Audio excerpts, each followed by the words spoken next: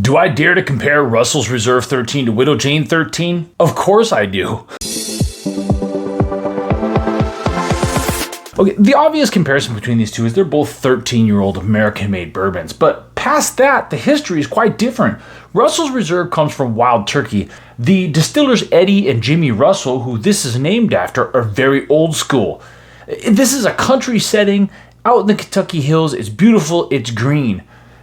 Widow Jane, by contrast, is produced in New York. It's very urban, very modern. Lisa Wicker, the head distillery, is quite the opposite of Jimmy and Eddie Russell. So how do these two actually compare and where do they differ? First, let's take a look at the proofs. The Russell's has an advantage there at 114.8 proof. The Widow Jane is only 93.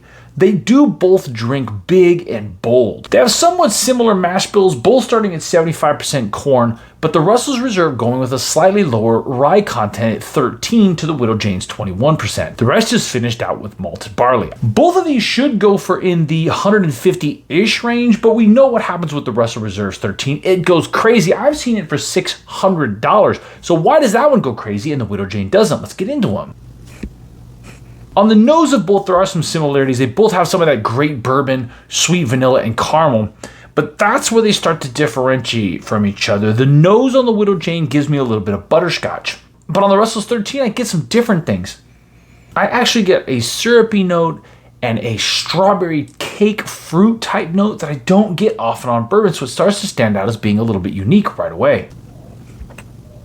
They're both quite delicious. I recently described the Widow Jane 13 as Nutella on toast on the palate. It is that. It's also citrus, and there's a slight nutty note on this that I do not get on the Russells. The Widow Jane finishes with kind of a drying oak and a black tea note. It has a nice finish to it that I would describe as medium. It's a very, very nice bourbon. I really, really like it.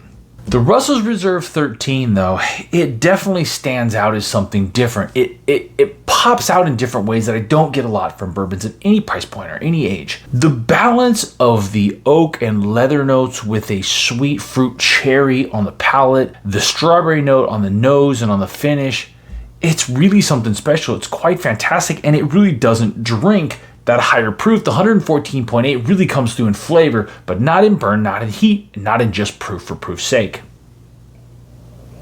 It's sweet cherry, light oak, and a light leather caramel note.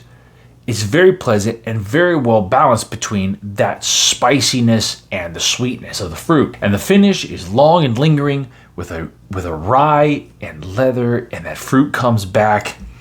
It's very interesting, it's very complex, and it's a very, very solid bourbon. So let's call it $150. At $150, I'm definitely taking the Russell's Reserve. If you look at the Russell's Reserve at $500 and the Widow Jane 13 at $150, that's a much harder decision. But I am going to say the Russell's Reserve 13 is head and shoulders above the Widow Jane 13, as good as the Widow Jane 13 is. But there's a reason why this bottle is hyped up. Russell's Reserve 13 is really, really special. It's an absolute winner. If you can get your hands on it for anywhere close to $150, buy it for sure. I promise you, you've not had a whole lot that's as good as this Russell Reserve 13. So very interesting subject in theory, but the reality of it is these two, even though at face value they're both 13-year-old bourbons, they're quite different and on quite different levels.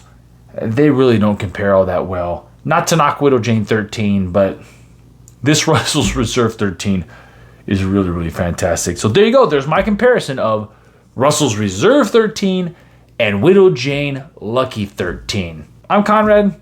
Like, comment, and subscribe. Thanks for watching. This is Whiskey Bonded. If I blend these together, would that be bad?